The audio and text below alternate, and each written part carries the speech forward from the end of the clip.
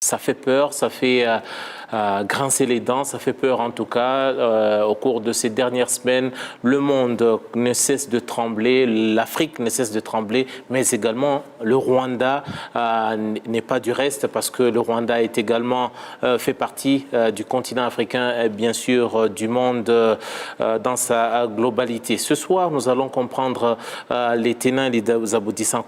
D'où vient cette grippe et surtout, quelles sont les particularités de cette grippe? Doit-on avoir peur au Rwanda? Y a-t-il des cas de coronavirus au Rwanda? Nous allons en savoir ce soir. Je suis Eddy Sabiti, bien sûr, votre serviteur, et j'ai l'honneur et le plaisir d'accueillir le ministre de la Santé, le tout nouveau ministre de la Santé, le docteur Daniel Ngamije. Bonsoir, docteur. Bonsoir. Et surtout, félicitations. Merci. Voilà. Et nous avons également le plaisir d'accueillir le docteur Vedaste Ndahindwa. C'est également, il travaille pour l'Organisation mondiale de la santé, soit l'OMS, ici au Rwanda. Il va nous donner également son aperçu et surtout la perspective de cette organisation mondiale de la santé sur ce que c'est ce virus ou encore cette grippe. Nous avons également, nous n'allons pas parler de cette grippe parce que cette grippe, elle a également des conséquences sur le plan économique, des échanges entre notamment la Chine où cette grippe s'est manifestée pour la toute première fois, ou encore si on peut dire le foyer même de cette grippe, si je ne m'abuse. Nous avons l'honneur d'accueillir également Teddy Kaberuka, il est expert économiste, il va également nous en dire un peu plus sur le coût de cette grippe. Mais pour commencer, je vais demander aux experts, parce que nous avons les docteurs ici avec nous, cette grippe ou ce virus, nous connaissons la grippe aviaire, nous avons entendu parler de la grippe aviaire qui vient de l'Asie, qui est venue également de l'Asie. Quelle est la particularité de cette grippe et pourquoi ça fait si peur, docteur? Bon, c'est une maladie grave, une maladie qui est causée par un virus du genre coronavirus, comme on l'a dit. Et c'est une troisième épisode d'une infection de ce genre, parce que comme vous l'avez dit, les deux épisodes qui ont eu lieu en 2012 et en 2008 étaient aussi c'était de la même famille de coronavirus, mais qui ont des particularités selon qu'elles apparaissent.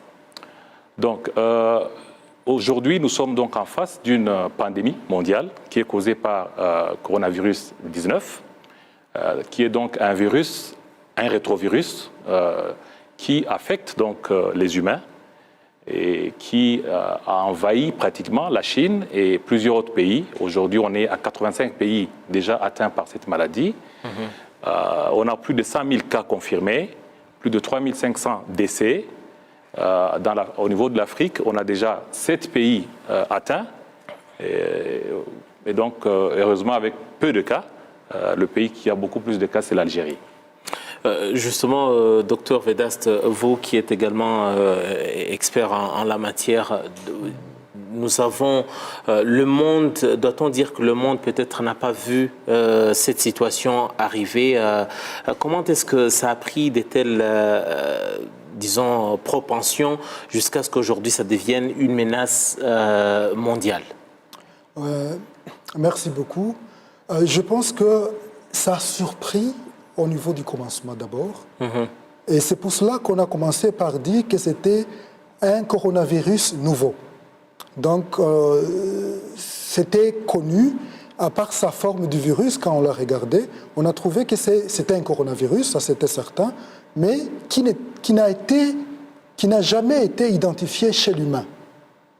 Alors, comme c'était nouveau, généralement, même les conséquences, même la pathologie en général, reste inconnue. C'est pour cela qu'au début, ça a été identifié en 2019, c'était le 31, où le premier patient a été identifié.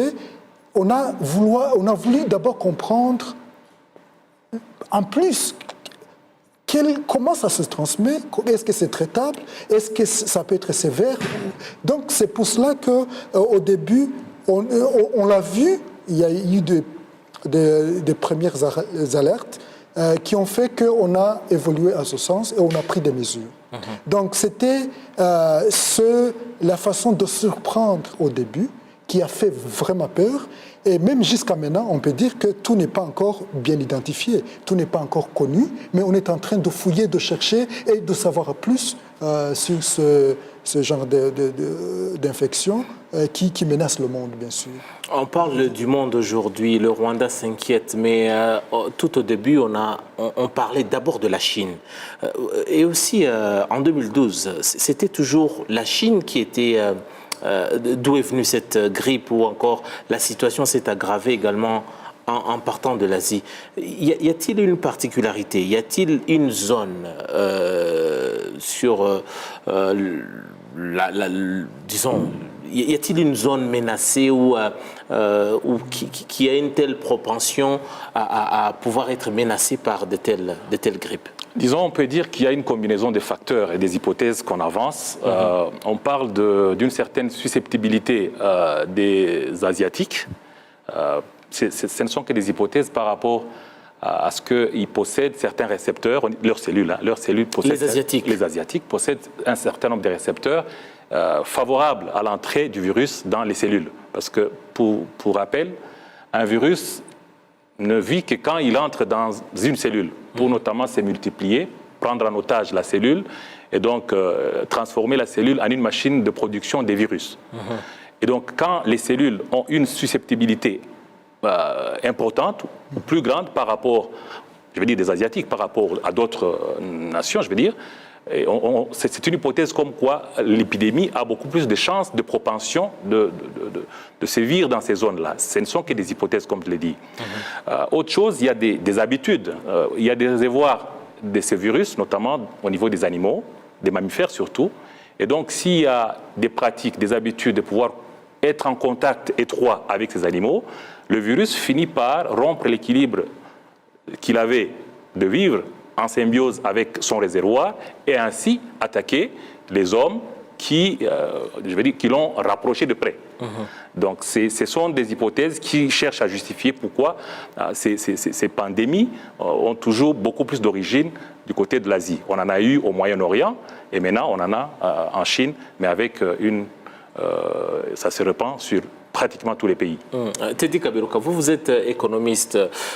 Tout de suite, les médias internationaux ont pointé du doigt la Chine, notamment le gouvernement chinois, de n'avoir pas pris la question au sérieux. Est-ce que, doit-on dire que le monde aujourd'hui, y compris la Chine également, l'économie passe avant tout et on oublie la santé? C'est une bonne question. Mais la réalité est que la situation a commencé petite, comme toute pandémie, et ça s'aggrave du jour au lendemain. Et à un certain moment, les gens réalisent que c'est une grande envergure, il faut alerter, il faut prendre des mesures plus sévères.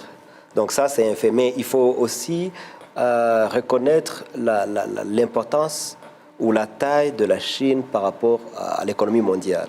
Ici, je rappelle, la Chine occupe... le produit intérieur brut de la Chine, c'est 16% du produit intérieur brut de l'économie du monde.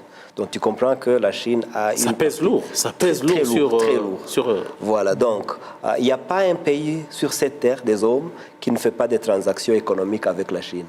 Que ce soit en Asie, que ce soit en Europe, que ce soit en Afrique, que ce soit en Amérique latine ou l'Amérique du Nord, tous les pays ont un lien économique avec la Chine. Donc, tu comprends que ça n'aurait pas été aussi facile pour la Chine de déclarer qu'il y a un problème et que tout le monde aura peur d'aller en Chine ou aura peur de faire des transactions avec la Chine. Il fallait cette réticence, ce mécanisme de voir est-ce qu'on peut contrôler ça avant de faire éclater ça au monde. Malheureusement, à un certain moment, ça n'était plus contrôlable. Il fallait que tout le monde soit averti et les gens prennent des mesures pour prévenir ça. Parce qu'il y a d'autres théories également qui arrivaient à lier cette grippe ou ce virus, en tout cas avec la politique, carrément. On dit que l'information n'a pas circulé comme il le fallait. Est-ce que c'est ça votre opinion? Je parle de l'Organisation mondiale de la santé. Vous avez eu des alertes comme ça au début. Est-ce que, selon les rapports, les premiers rapports que vous avez reçus, est-ce que le gouvernement chinois en particulier a-t-il vraiment voulu faire connaître au monde ce qui se passait? Comme je l'ai dit, d'abord, l'épidémie a surpris. Il y avait un médecin qui a lancé le premier alerte, d'abord, au système sanitaire chinois. Là, on ne comprenait pas d'abord si ça serait une épidémie ou une pandémie comme ça. Donc, on disait, est-ce qu'on peut résoudre ça très rapidement? Est-ce qu'on peut d'abord explorer? Mais avec le temps, on s'est retrouvé que c'était peut-être pas très contrôlable, mais je peux dire que l'information n'a pas été le premier jour, mais l'information quand même a été à temps. Et l'Organisation mondiale de la santé a été impliquée dès le début, quand ça a été connu.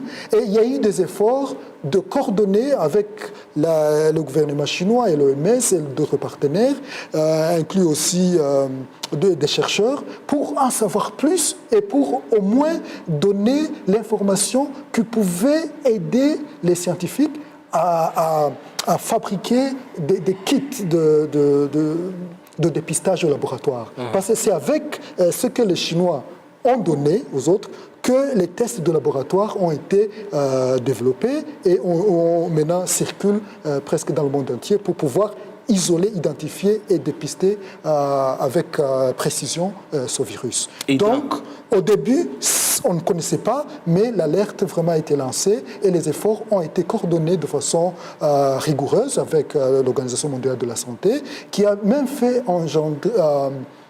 qui a fait ce développement Vous savez que maintenant on a déclaré que c'est une épidémie à portée internationale. Et ça, quand c'est déclaré comme ça, donc ça fait que la coordination internationale est invitée et impliquée. Maintenant, c'est le problème de tout le monde. Donc, on ne peut pas ignorer ce facteur de gravité à cause, évidemment, de ce qui a été dit. Je pense qu'avec toutes les épidémies, ça commence comme en cachette, mais ça explose à un moment et il y a des mesures qui doivent être prises. Docteur Ngamije, on a eu très récemment le cas d'Ebola en République démocratique du Congo et peut-être un peu ailleurs en République centrafricaine, je pense dans le sud de ce pays. Maintenant, pour qu'on parle d'une pandémie, c'est que d'abord, il y a une transmission, peut-être aussi rapide. Aujourd'hui, quelles sont les voies de transmission de cette grippe aujourd'hui? Peut-être ça va aussi nous permettre de passer à la prévention, mais aujourd'hui, pour les gens qui ne requièrent pas des informations capitales là-dessus, quelles sont les voies de transmission? Par exemple, nous qui sommes ici sur le plateau, à quoi devons-nous nous tenir? Les voies de transmission de cette maladie sont connues. Essentiellement, il s'agit donc des émissions des sécrétions au niveau des voies narines, donc au niveau des voies nasales, au niveau buccal, lors des éternuements, quand on tousse, et que ces gouttelettes, micro-particules qui sont dans ces gouttelettes sont en contact avec l'autre individu. Donc, quand on est déjà au niveau de la transmission interhumaine, et donc il faut éviter que vous soyez en contact avec ces vecteurs-là, je veux dire les micro-particules qui sont au niveau des sécrétions nasales, buccales, d'une personne infectée.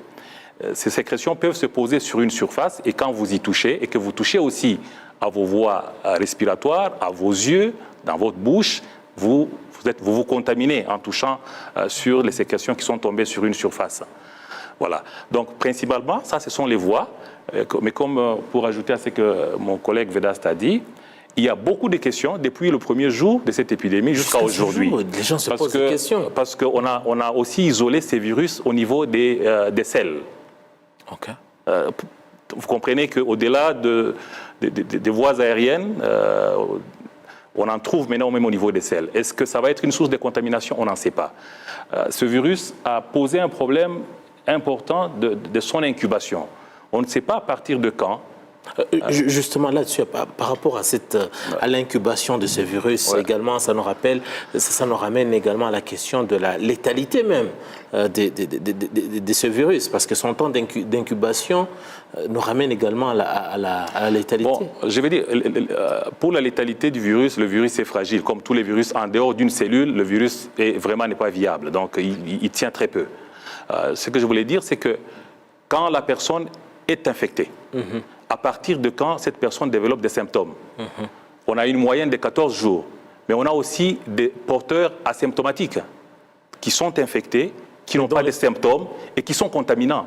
Ça prête à confusion, ça, et c'est même dangereux, ça. Très dangereux, bien sûr. C'est ça la difficulté de cette maladie. On est habitué au fait que vous êtes infecté, vous développez des symptômes, et c'est généralement quand vous avez des symptômes, la grippe ordinaire, quoi. Mais celle-ci, vous êtes contaminé, vous n'avez aucun symptôme, vous êtes contaminant. Donc ces cas sont possibles. Et c'est ça la gravité de cette maladie, qui amène à ce qu'on puisse définir tout un tas d'attitudes et de gestes à poser pour éviter la transmission interhumaine. C'est ça donc cette difficulté qu'on doit gérer, parce qu'il n'est pas établi qu'on doit nécessairement avoir des symptômes patents pour devenir contaminant, pas du tout. C'est même là, peut-être la gravité même de la situation. L'autre gravité, c'est que même le diagnostic n'est pas positif au premier jour, ni au deuxième jour nécessairement. Il peut l'être, mais il peut aussi l'être au 10e jour. Tout dépend aussi de la charge virale de la personne qui est infectée et qui donc peut avoir un premier résultat négatif 4 jours, 5 jours après, la même personne, sans aucune autre contamination. On refait le test est positif. Ce sont toutes ces questions qui dérangent et qui rendent difficile le contrôle de la maladie. Voilà. Je comprends également, vous qui êtes de l'Organisation mondiale de la santé, lui parle en tant qu'également un politique, il représente le gouvernement ici. Il y a aujourd'hui les hommes politiques ou le leader des pays ne savent pas, ils se reposent sur l'expérience, la compréhension des experts que vous êtes avant de prendre des décisions ou de prendre des mesures qui s'imposent. Aujourd'hui, on a vu le patron de l'OMS sur la scène internationale qui n'arrive pas à convaincre tout le monde de la situation actuelle. On parle d'un vaccin, on parle des remèdes, mais tout le monde ne s'accorde pas là-dessus. Que va devenir le monde si on ne peut même pas s'accorder? Moi, je pense qu'à un certain moment, on doit s'accorder parce qu'on doit unifier nos efforts pour pouvoir lutter contre cette pandémie. En ce qui concerne, par exemple, des remèdes ou des vaccins, je sais qu'il y a beaucoup de chercheurs qui continuent à travailler jour et nuit pour trouver un vaccin ou bien pour trouver un remède plus efficace. Il y a aussi des rumeurs qui circulent. Les gens disaient la chloroquine est efficace, la chloroquine n'est pas efficace, ça a été dit. On ne peut pas s'appuyer sur des rumeurs comme ça pour pouvoir vraiment résoudre cette question. Mais par exemple, le vaccin, nous savons que c'est un moyen de lutte contre cette épidémie à long terme. C'est ça qui peut. Mais le vaccin ne peut pas se trouver comme ça d'un jour à l'autre. Il y a par exemple des équipes qui font le développement, mais après le développement, il y aura aussi l'étude pour voir est-ce que c'est efficace, est-ce que ça n'a pas des effets secondaires ou néfastes contre l'homme. Ce n'est pas seulement dire j'ai un vaccin et commencer à administrer à tout le monde. Donc ça prend énormément de temps. C'est pour cela que pour le moment, il faut des mesures plus concrètes que nous avons de santé publique pour pouvoir arrêter l'épidémie. Et c'est possible. Donc toutes les mesures qui ont été prises, notamment les mesures liées à l'hygiène et à autre chose, même si nous disons, ce n'est pas que les politiques ne prennent pas de bonnes décisions. Ils prennent des décisions informées par des experts. Donc il y a des experts qui travaillent sur ça. Mais les politiques aujourd'hui, je ne parle pas du Rwanda seulement, sur le plan international, ils disent qu'ils ne reçoivent pas les informations vraiment qui leur permettent également de prendre des décisions qui s'imposent. Exactement. Il y a cette ombre-là des inconnus qui pose toujours problème. Parce que les gens veulent des évidences. Et les évidences scientifiques, il faut les chercher et les trouver. Pour le moment, il y a beaucoup d'ombres qu'on ne peut pas ignorer et qui disent, mais ce que vous dites là, est-ce que c'est vrai? Prouvez-vous. Mais ce qui est évident, c'est une pandémie qui menace le monde. On le voit, ça se propage, ce n'est pas fictif. Donc, pour ça, il faudra du temps, mais moi, je pense que beaucoup de pays maintenant sont sur la lutte de ce virus, parce que ça a attaqué beaucoup de pays, plus de 100 pays qui sont déjà attaqués, c'est pas rien. Donc, il y aura à un certain... Et puis, il y a des interventions que nous voyons. Par exemple, on a eu des promesses de la Banque mondiale, on voit vraiment qu'il y a des actions concrètes qui vont être établies pour pouvoir lutter contre cette pandémie. Teddy, vous qui êtes économiste, je vous ai posé la question autrement. On a toujours vu les leaders du monde se mobiliser lorsqu'il s'agit du terrorisme, lorsqu'il s'agit, par exemple, du réchauffement climatique, mais on ne sent pas cette mobilisation qui soit à la hauteur de l'urgence. Qu'est-ce qui explique cette situation? Bon, c'est vrai, pour se mobiliser, il faut se retrouver ensemble pour discuter. Et ça, c'est parmi les consignes données par les experts en santé de ne pas faire ce regroupement massif. Ça, c'est déjà un danger. Ça, c'est un. Mais deuxièmement, c'est que comme il n'y a pas, je dirais, les informations ne sont pas noir sur blanc. Donc, c'est un phénomène qui se développe où les experts donnent des éclaircissements du jour au lendemain, ils donnent des pistes, des précisions du jour au lendemain. Donc, c'est pas aussi facile comme le terrorisme. Parce que s'il y a un terroriste qui lance une bombe, tout le monde sait que c'est une bombe qui a éclaté. Mais avec l'épidémie comme ça, du jour au lendemain, il y a des nouvelles informations qui naissent pour permettre aux décideurs politiques de se regrouper ensemble et prendre des mesures ensemble. Ça, c'est un. Mais deuxièmement, c'est que il y a des pays qui ont des cas, et chaque pays, avec la coordination de tous les partenaires, il décrète des mesures locales. On a vu par exemple en Italie où on a isolé certaines régions du pays, la France pareil. Il y a beaucoup de rumeurs à travers le monde aussi. On te dira tel pays a des cas, tel pays a des cas, mais après quelques minutes, tu vois que ce n'est pas le cas. Donc, cette situation qui reste encore confuse prête aussi sème des terreurs à un certain moment. Et je sais qu'il y aura des répercussions sur les chiffres en économie. Parce que si les gens savent que l'économie du monde est menacée, il y aura des spéculations. Je voudrais ajouter sur la mobilisation de la communauté internationale sur ce problème. Je crois qu'il est évident que la communauté internationale s'est réveillée, s'est mobilisée à voir les grands de ce pays. Dans la plupart des pays, ce sont les chefs d'État qui sont montés au créneau pour prendre en main cette pandémie. Aux États-Unis, en France, en Italie, même ici, dans notre pays, vous avez suivi le dernier conseil du gouvernement, le communiqué qui en est sorti. Donc, les grands de ce monde se sont vraiment impliqués et cherchent à contrôler cette pandémie. L'OMS, le directeur général de l'OMS, a aussi demandé les fabricants, notamment des matériels de laboratoire, des combinaisons de protection du personnel médical, à augmenter au moins de 40% leur production. Parce que c'est une menace s'il y a rupture de stock sur ces outils de base. Si les médecins, les infirmiers et les laborantins ne sont pas suffisamment protégés quand ils approchent le malade, mais ça sera ingérable.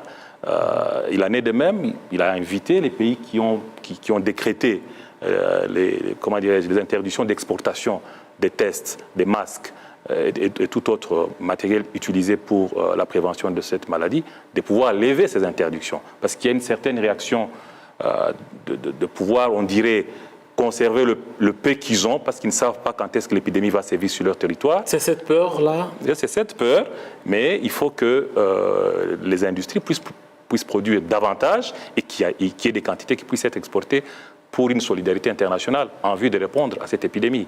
Donc ces appels, je crois qu'ils vont porter le fruit. La Banque mondiale, il y a des crédits qui sont disponibles. Même le Fonds mondial pour la lutte contre le VIH, la tuberculose et la malaria, ils ont donné des instructions à plusieurs pays, y compris notre pays, officiellement, à pouvoir présenter une demande de subvention jusqu'à 5% du budget des grands actifs qui sont au niveau du pays, ou alors de faire des reprogrammations s'il y a des économies qui ont été faites sur les projets que nous avons au niveau du pays. Et donc, ça veut dire que la réponse, quand même, est en train de venir et elle est proportionnée à l'envergure de l'événement.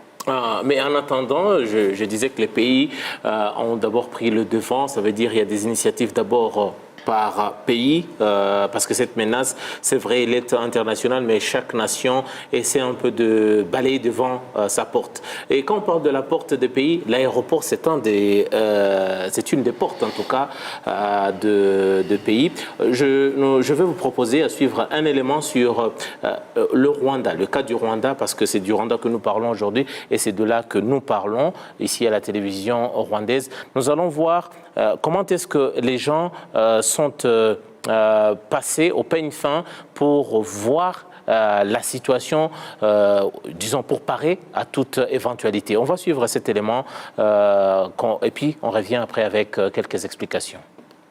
Les passagers qui arrivent à l'aéroport international de Kigali sont accueillis par des médecins en tenue appropriée qui leur demandent le pays d'où ils viennent. Toutes les informations sont enregistrées à l'ordinateur et les passagers se lavent les mains pour éviter toute infection de coronavirus. Il y a 2 caméras, l'un à droite et l'autre à gauche, qui testent leur température corporelle et si elle est élevée, le concerné est placé à l'isolement pour des tests plus profonds. And I'm very impressed by what I found at Kigali. Je suis satisfait de ce que je vois ici à Kigali et je suis persuadé que c'est le procédé permettant d'examiner les symptômes de coronavirus. Et puis, si cette tradition est adoptée partout dans le monde, je crois que nous pourrons réduire sa dissémination. I think we could reduce the rate of transmission. Selon le centre biomédical du Rwanda, RBC, ces caméras ont facilité le travail consistant à relever la température, l'un des symptômes des épidémies, notamment le coronavirus. Lorsque vous entrez, il y a des caméras dotées de la technologie permettant de relever la température du corps et enregistre le résultat à l'écran, ce qui nous permet de savoir que quelqu'un est entré avec une telle température. Si la température dépasse 38 degrés, le concerné est placé à l'isolement et on lui pose des questions. C'est la même chose avec celui qui présente certains symptômes du coronavirus ou s'il a voyagé dans un pays foyer du coronavirus, il est également placé à l'isolement. Le soupçon diffère de la maladie. S'il y a quelqu'un qu'on soupçonne, on l'amène au labo de l'hôpital où l'on procède à des tests et il attend les résultats. Mais jusqu'à présent, nous n'avons pas de cas de coronavirus au Rwanda.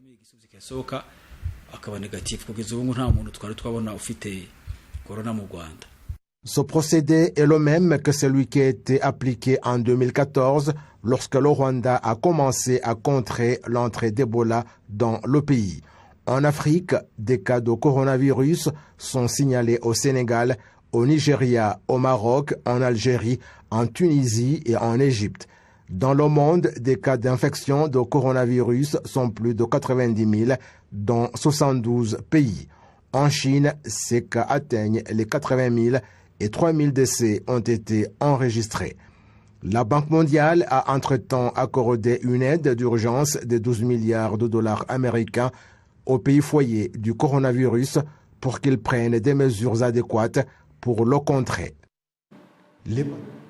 Merci donc à ce récit de Kassim Youssouf. Monsieur le ministre, on parle de la Chine qui a été peut-être l'épicentre de cette grippe, mais les gens se demandent, on a entendu des cas qui ont été révélés un peu partout dans le monde, mais notre continent, l'Afrique, c'est pratiquement l'une des dernières zones où on a remarqué cette grippe ou les cas de grippe. Et même les gens qu'on a remarqués, ce ne sont pas des Africains à l'origine.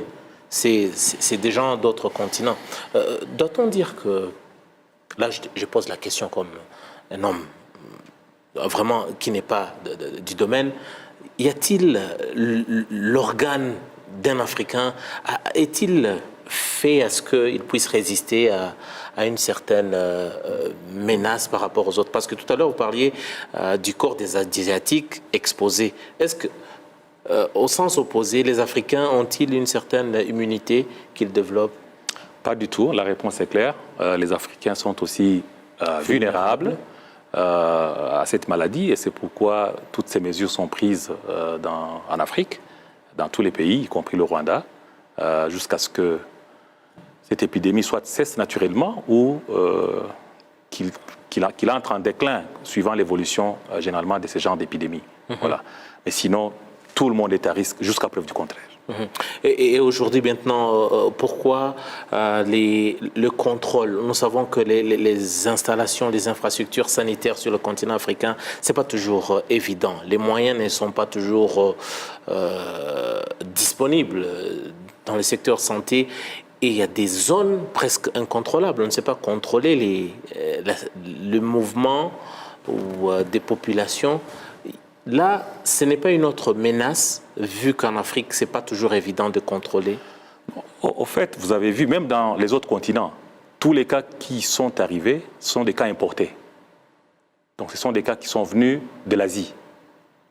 Que ce soit en Italie, avec l'abondance du tourisme qui y est, en France, en Allemagne, en Iran, et même ailleurs, même en Afrique, comme vous l'avez dit. Donc, il y a toujours un mouvement d'une personne contaminée qui vient de son pays ou d'un pays où il est passé vers un autre, jusqu'à ce qu'il développe des symptômes et que le diagnostic finisse par être positif. Il n'y a pas encore des cas qu'on appelle indigènes ou des cas locaux. C'est des cas importés de l'extérieur. Est-ce que l'Afrique, on n'a pas encore eu suffisamment... D'abord, au niveau des échanges internationaux, l'Afrique ne compte pas beaucoup par rapport aux échanges internationaux, si vous comparez l'Afrique à l'Europe. Donc, ça veut dire que ce sont des gens qui bougent, ces touristes-là qui sont venus. Pour le reste, on contrôle qu'il n'y ait pas entrée d'épidémie dans nos pays. C'est déjà un grand pas. Si le premier cas n'entre pas, on aura fait beaucoup. Et si jamais il est entré, il faut qu'il y ait des mesures pour éviter la propagation de ce cas au niveau de la communauté. Parce que pour la Chine, ils en sont au point d'une contamination communautaire. Ça veut dire quoi? Ça veut dire qu'en Chine, il est difficile de savoir qui a contaminé qui. Parce que ça dépasse les limites au point que si normalement tu es contaminé, on peut t'interroger, tu étais en contact avec qui, il était en contact avec qui, jusqu'à ce qu'on fasse un arbre, on trace les contacts des contacts. Quand on en arrive à une contamination communautaire, on ne sait plus. Et c'est pourquoi il faut éviter ces rassemblements, parce qu'au niveau des rassemblements, s'il y a un cas positif, il peut contaminer beaucoup de gens, et personne ne saura qui a contaminé qui. Et ça devient ingérable. Donc, tant que nous sommes au stade qu'il n'y a pas un seul cas au niveau du pays, nous devons tout faire pour éviter qu'il y ait un seul cas qui rentre au pays. Voilà. Et aujourd'hui, Dr Vedaste, vous êtes de l'OMS. Quel est votre partenariat? Comment est-ce que vous collaborez avec les pays où vous êtes présent? Y a-t-il des messages particuliers par pays ou quel est le niveau de votre collaboration par rapport à cette urgence? L'OMS, dans cette épidémie ou dans d'autres, il joue le rôle d'intermédiaire le plus souvent pour renforcer la coordination en général, que ce soit entre pays, que ce soit entre pays et chercheurs, que ce soit parce qu'il y a beaucoup d'intervenants. Et l'OMS, dans chaque pays, parce que l'OMS est fait par des pays. Donc, tous les pays membres font l'OMS. Et l'OMS, ce n'est pas une organisation qui est séparée. Donc, l'OMS travaille main dans la main avec les gouvernements, travaille main dans la main avec les communautés, et aussi quand il y a des messages publiés par des experts, le MES fait en sorte que ces messages soient divulgués, connus par tout le monde. Et comme ça, on travaille en connaissance de cause et avec les évidences au moins disponibles pour le moment. Donc c'est ça que le MES essaie de faire au niveau global. Et par exemple, pour les pays fragiles, comme vous dites, les pays africains n'ont pas les moyens. Disons par exemple un cas simple, un cas de test laboratoire. Aucun pays africain ne fait pas ces tests. Alors, pour les pays riches, ils essaient d'acheter tout ce qui a été produit pour leur formation sanitaire, par exemple. Parce qu'ils ont les moyens. Ils ont les moyens. Alors, ce que l'OMS fait, va aussi acheter et faire un stock pour les pays vulnérables. C'est-à-dire, quand il y a un cas quelque part, l'OMS va déployer les moyens parce que, généralement, on peut ne pas trouver... On peut avoir même de l'argent pour acheter, mais le marché est inondé par beaucoup de gens. Par exemple, pour le moment, quand vous cherchez les produits pour désinfection, tu peux ne pas en trouver, même si tu as les moyens pour en acheter. Si tu cherches les masques sont consommés au niveau international. Alors, ce qu'il faut faire, il faut au moins savoir quel pays qui a besoin de quoi, et puis stocker, faire un stock, et disponibiliser ces moyens au moment souhaité. Teddy, aujourd'hui la Chine, avant peut-être de parler du coût de cette... quels sont les chiffres aujourd'hui que nous avons, peut-être d'une manière générale, le coût qu'accuse la Chine aujourd'hui économiquement par rapport à ce virus? Bon, tu sais, c'est un virus qui a été détecté juste ou pendant la période des vacances de l'année chinoise, hein, ce qui fait que les activités économiques étaient au ralenti même pendant cette période. Mais c'est juste après que les gens se sont rendus compte que ça c'est grave pour l'économie mondiale. Parce que pendant que la Chine était en vacances, les gens étaient préparés, l'économie mondiale savait que les Chinois sont en vacances, donc il n'y avait pas d'importation et d'exportation vers ou à partir de la Chine. C'est après que les gens se rendent compte. Par exemple, les chiffres nous montrent que les différents ports qui font l'entrée en Afrique, ils ont une réduction de 60% des cargaisons qui viennent de la Chine. C'est déjà énorme, 60% de moins. Tu comprends? Il y a plus de moitié du personnel qui doivent être balayés parce qu'il n'y a pas de marchandises qui viennent. Là, ce sont des chiffres préliminaires. Donc, les prévisions montrent qu'il y a risque que l'économie mondiale peut avoir une réduction de 40% à ce trimestre qui précède les vacances chinoises. On ne sait pas après ce trimestre parce qu'on ne sait pas l'évolution des choses. Ce virus a quelque chose de malheureux. Bon, malheureusement, oui. on doit dire les choses clairement, surtout en économie, parce que ce virus intervient alors que déjà la Chine était dans des guerres avec les États-Unis, avec l'Union européenne. On peut dire que ça arrive à un très mauvais moment pour la Chine. Voilà.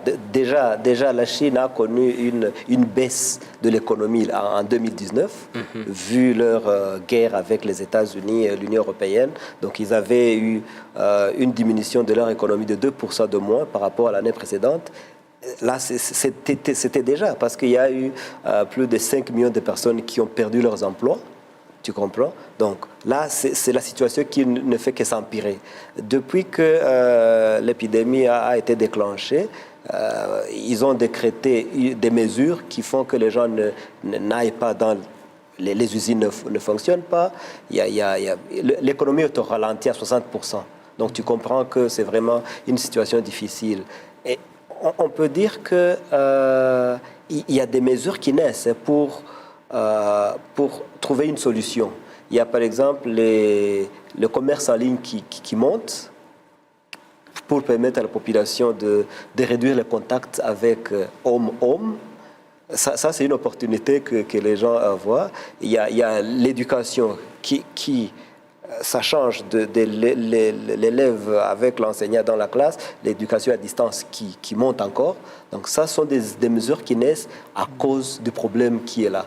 Mais il faut dire que vraiment, cette épidémie a eu des conséquences énormes à l'économie de la Chine. Y a-t-il des gens qui tirent profit des économies qui tirent profit de cette situation. Il n'y a pas. On dirait même pas, je ne dirais même pas que c'est la Chine seulement qui souffre. C'est le monde entier qui souffre. Par exemple, et je voyais les chiffres ce matin avec l'ITA, l'Agence internationale de transport aérien, qui a vu la réduction de 38% de toutes les transactions des voies aériennes, des avions qui vont, des gens qui voyagent, déjà une réduction de 38%. C'est énorme. Il y a les avions, il y a la moitié des avions qui connectaient vers la Chine ou de la Chine. Ils ont arrêté de partir.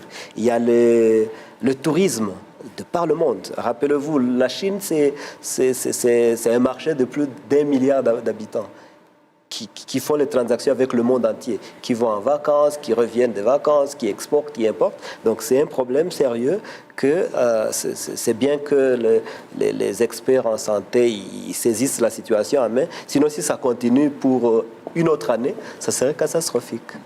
Docteur, lors du dernier Conseil des ministres qui s'est tenu le vendredi dernier, parmi les résolutions qui ont été prises lors de ce Conseil des ministres présidé par le chef de l'État, en tête, il y avait les résolutions qui concernaient le coronavirus.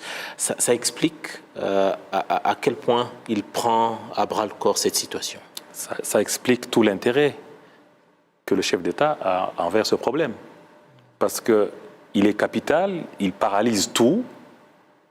Il faut l'éviter. Il faut éviter cette maladie dans ce pays. C'est pourquoi ce point est venu pratiquement, comme vous le dites, en ordre de priorité. Et peut-être aujourd'hui, maintenant, ça nous laisse le temps également de voir sur terrain. La technique va nous aider à voir sur terrain, notamment dans la ville de Kigali. Comment est-ce que la situation est aujourd'hui et surtout la compréhension de la population au niveau de la ville de Kigali de ce virus? On va suivre cet élément. Il reste environ 3 mois pour que le Rwanda accueille le sommet des chefs d'État et de gouvernement des pays du Commonwealth. Dans la ville de Kigali, les préparatifs avancent à la vitesse supérieure avec des installations sanitaires adéquates au premier plan. Un assainissement correct nous concerne le plus avant leur arrivée. Ils s'apercevront que le Rwanda est un pays caractérisé par un assainissement correct, c'est-à-dire à partir des villages, des secteurs, de nos propriétés et routes, et nous sommes tous prêts. Nous procédons juste à quelques ajouts, surtout que nous sommes toujours propres.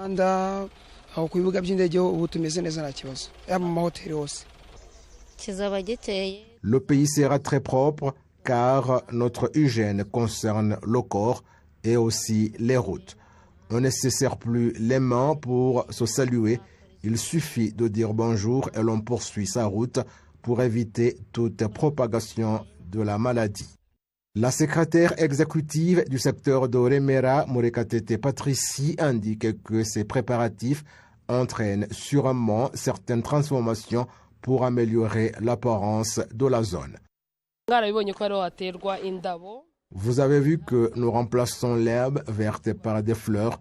Nous avons demandé aux propriétaires des maisons de construire également des clôtures de même conception où le mur ne doit pas dépasser 2 mètres avec des barres de fer dans les conceptions des fenêtres, sans oublier également d'avoir les mêmes couleurs de peinture. Alors que les préparatifs se poursuivent, la ville de Kigali a également pris des mesures particulières pour faire face à l'épidémie de coronavirus. Le coronavirus est en ce moment le grand défi qui revient dans toutes les rencontres que nous avons. Nous fournissons au public toutes les informations le concernant sans oublier de le sensibiliser sur la façon d'assurer un assainissement adéquat comme base du traitement de la question.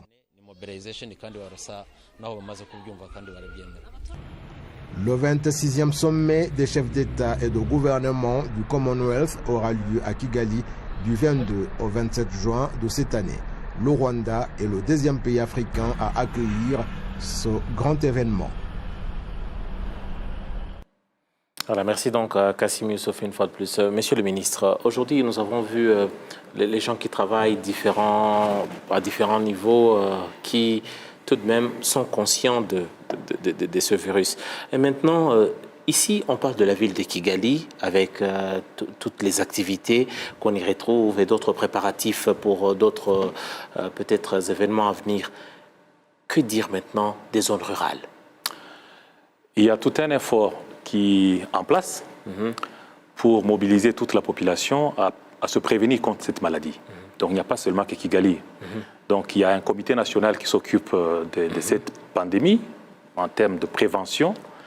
Il y a des comités de district qui sont aussi activés. Et au niveau des districts, vous avez toutes les forces vives qui sont aussi mobilisées. Vous y trouvez les associations des femmes, des jeunes, les églises, la Croix-Rouge et d'autres organisations.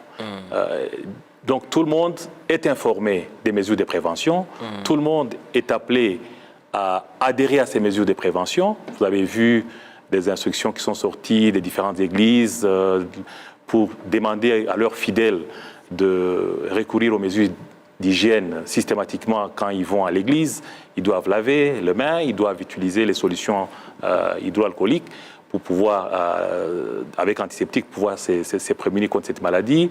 Ils doivent éviter à se saluer comme ils le faisaient avant. Ils doivent éviter de se retrouver en groupe, un groupe trop important, surtout dans des endroits couverts. Ils doivent éviter à se serrer les uns contre les autres. Ils doivent au moins avoir une distance d'1 mètre entre une personne et une autre. Et voilà, toutes ces mesures combinées, ça montre comment nous sommes en train d'engager la population dans cette prévention. Ça, c'est le premier volet de la stratégie qui est en place. Il y a plusieurs autres volets. Le moment venu, peut-être je peux les énumérer. Non, vous pouvez en donc, dire. À part l'engagement communautaire, nous avons au départ la coordination multisectorielle de toutes les parties prenantes impliquées dans cette lutte, dans cette prévention. Donc vous y trouvez le secteur de la santé, les organes de sécurité, vous y trouvez d'autres personnes ressources, des leaders communautaires, vous y trouvez les services d'immigration et d'immigration pour le contrôle des douanes.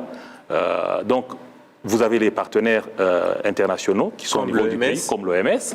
Et donc, on a donc une réponse multisectorielle, une coordination multisectorielle pour que tout le monde puisse amener son expertise afin d'avoir une réponse adéquate, complète pour la prévention de cette maladie. La deuxième chose, c'est l'engagement communautaire, comme je viens de le dire, à différentes échelles, où nous engageons donc les populations pour qu'ils sentent que cette maladie ne peut être contrôlée que par leur intervention. Ils doivent se prémunir pour éviter que le seul cas puisse entrer au niveau du pays. Monsieur le ministre, quand on parle de prévention aujourd'hui, est-ce que quelque part ça ne fait pas peur également à la population lorsque des mesures importantes sont prises comme ça?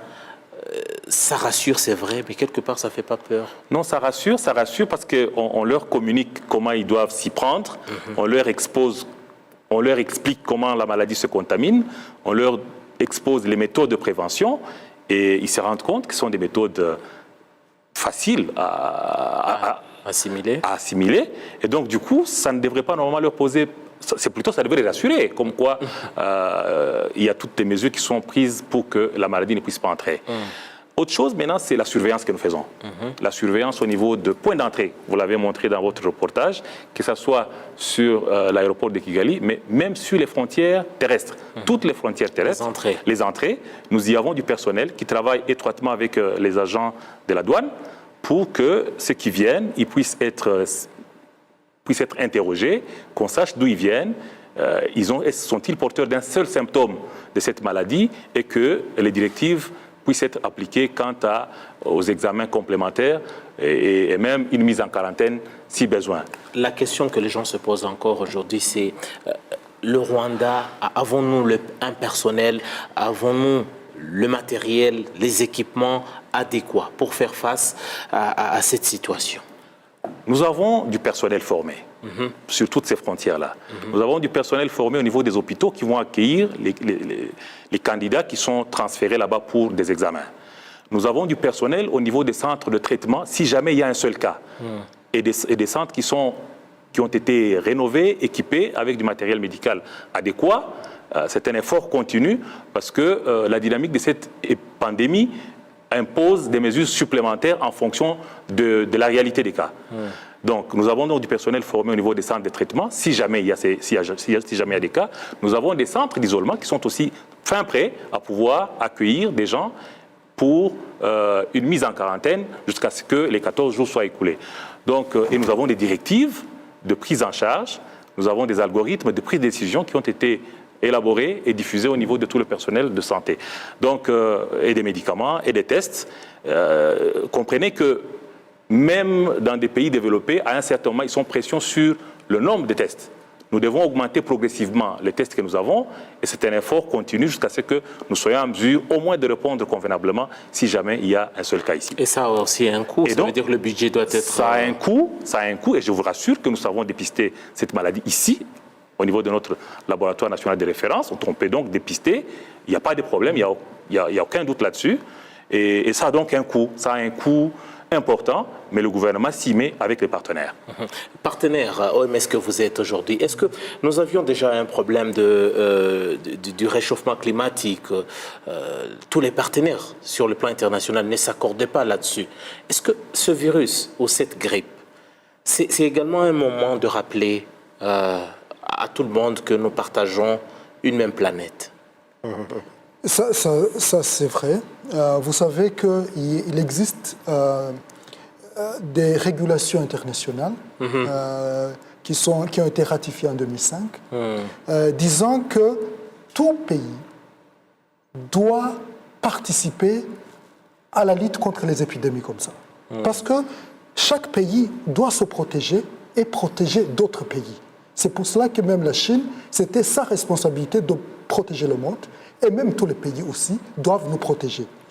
Alors ça demande une coordination, bien sûr. Par exemple, s'il y a quelqu'un qui est malade, qui provient d'un pays et cette personne est connue comme malade, on devrait l'isoler là-bas pour qu'il ne voyage pas pour contaminer les autres pays. Aussi, nous, dans notre pays, on doit s'assurer que nous sommes bien préparés pour faire la riposte. Parce que la préparation, notre souhait, c'est que ce virus n'entre pas dans le pays. Mais on se prépare pour qu'une fois que ça entre, qu'on le détecte le plus rapidement possible. Mais on n'a pas non plus intérêt de l'avoir chez les voisins. Non, il ne faut pas l'amener chez les voisins. Donc on doit protéger les voisins, c'est-à-dire on doit le traiter, l'isoler, pour lui donner des soins appropriés, mais aussi pour arrêter la propagation du virus. Parce que dans les cas d'épidémie comme ça, ce qui est difficile, c'est laisser se propager et ça devient comme une bombe. Mais quand il y a un cas, on peut l'isoler. Par exemple, je vous donne un exemple, il y a eu un cas au Nigeria, mais c'est toujours le seul cas qui est venu et on l'a isolé. Donc ça montre que vraiment ça a été efficace pour lutter. C'est-à-dire que tout le monde doit travailler coude à coude pour qu'on puisse être responsable face au monde, à la planète que nous partageons tous. Voilà la fin de notre émission de ce soir. Je dois remercier mon panel de ce soir, l'expert économiste Teddy Kaberuka. Merci beaucoup pour les précisions que vous avez apportées à cette émission. Merci également au docteur Vedaste Ndahingwa, qui est de l'Organisation mondiale de la santé, OMS, ici au Rwanda. Et surtout, merci beaucoup au ministre de la Santé, le tout nouveau ministre de la Santé, le docteur Daniel Ngamije, qui nous a partagé en tant qu'expert, mais également en tant que représentant du gouvernement rwandais. Merci à vous tous qui nous avez suivis, qui avez suivi l'émission Majuscule Propos. Je m'appelle Eddy Sabiti. Restez bien fidèles au programme de la télévision rwandaise. Je vous retrouve très prochainement.